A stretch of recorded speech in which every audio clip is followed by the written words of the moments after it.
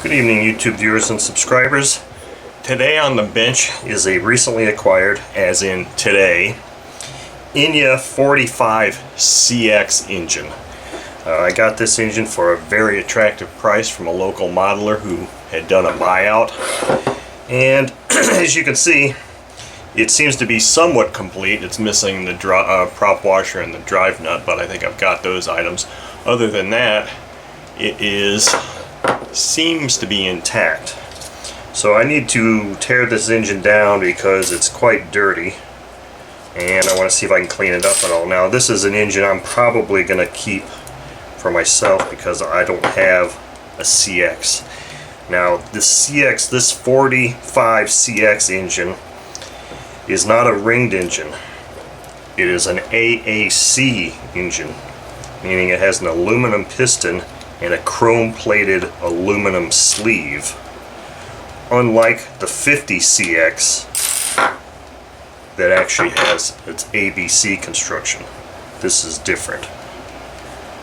So let's see if we can get a better look inside here.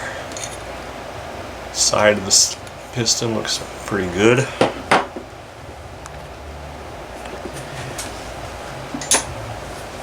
Take this glow plug out real quick.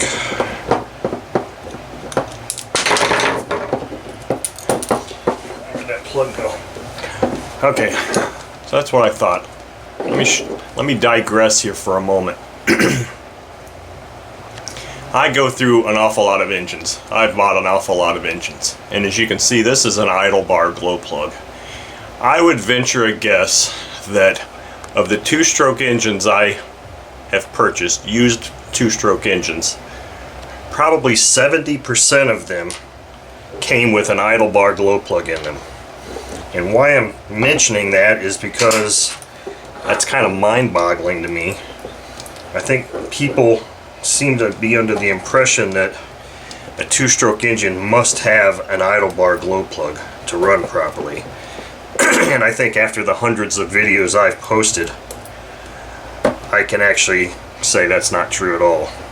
Because you know how many times I've used an idle bar glow plug in all of the videos on my YouTube channel? Probably less than 5. Why?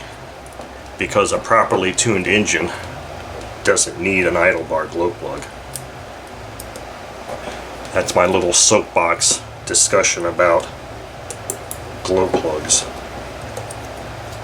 I'm not saying all engines don't need them, some can benefit from them, but in my experience, I've never needed them.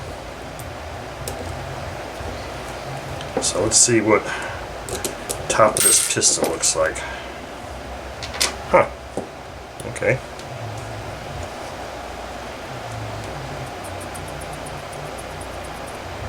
Not too bad. Yeah, it's a little carboned up on the top there, but overall it's not too bad.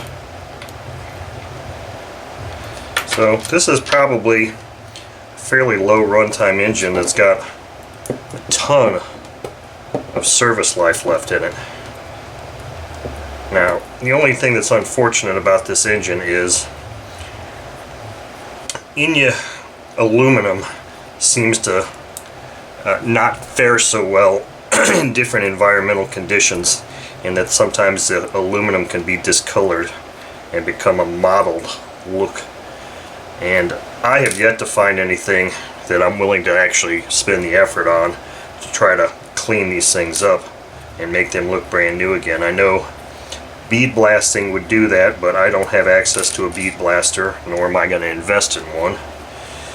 Some people have used some kind of a bar keeps friend or whatever polish, but you know, when it comes to the nooks and crannies, I'm not going to sit there and do that. That's just not my deal.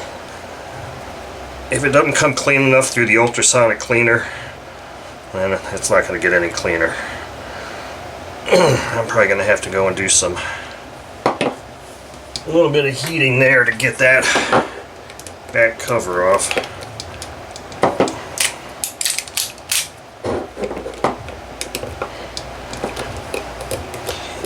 I'm not sure, but I don't know if this throttle arm is stock. It's a metal throttle arm. But if that throttle arm is stock, then this engine is quite old.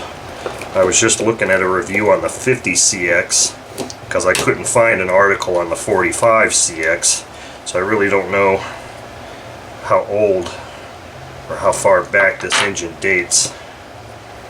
But I think once it's cleaned up, it'll be in pretty decent shape. So let me go see if I can get this back cover off and then finish disassembling this engine. Okay, so that just took a little small amount of heat. Oh, amazingly the gasket stayed intact, which is kind of good and bad because I plan on putting that in the ultrasonic. Now the sleeve, this aluminum sleeve, I've got my plastic spudger stick and I just kind of push that up and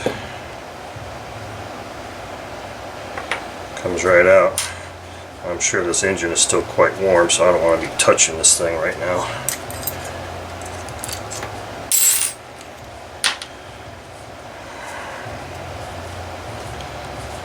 And there's our piston.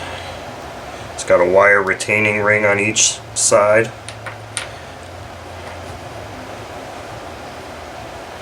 The sleeve is, this thing is still, it's not too bad. The sleeve is a very unique design. It almost feels like it's like a two-piece thing. I'm not sure I really understand this, but that's the sleeve. And this is our exhaust side. So, kind of an interesting little thing there. I don't know if there's a head shim in here. It might come out in the ultrasonic. Okay, now I'm going to go heat this thing up, and there's nothing to bite on. Nothing to bite on here, so this is going to be one of those things where I'm going to have to just kind of heat this thing up and probably just maybe mallet pound this crankshaft out. I mean, bearings actually feel pretty good. Theoretically, I could just clean it like this, but I'm going to go ahead and fully disassemble it. Okay, so here are the parts. These rear bearings, looks pretty bad. Front bearing, I don't know, I'm going to throw all this stuff in my parts cleaner and see what happens. And I'm not sure how clean things are going to get because my solution is pretty nasty. But I'm going to go ahead and use that nasty stuff, and if they don't get clean enough, then I'll just put some new solution in and do it again. Okay, so here's the cleaned up and new bearings have been put inside this engine. Now it doesn't obviously look too much different than it did from before, and I kind of knew that I wasn't going to be able to get all that mottling and colored discharge or colored metal cleaned up, but it is cleaned up. And this thing has really great compression. Now when I got this engine, it didn't have a nut or a prop washer, so I just borrowed the one off my Enya 40CX, and this is a 45CX, so it may not look pretty, but I bet you this thing's going to be a screamer. So here very soon we will be putting this on the bench and seeing how it runs.